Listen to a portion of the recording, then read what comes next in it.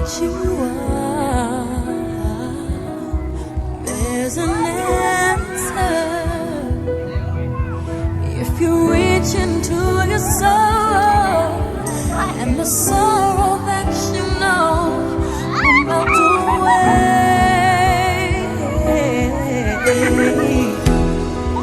and then a hero comes along with the strength to carry on, and you cast your fears aside, and you know you can survive. So when you feel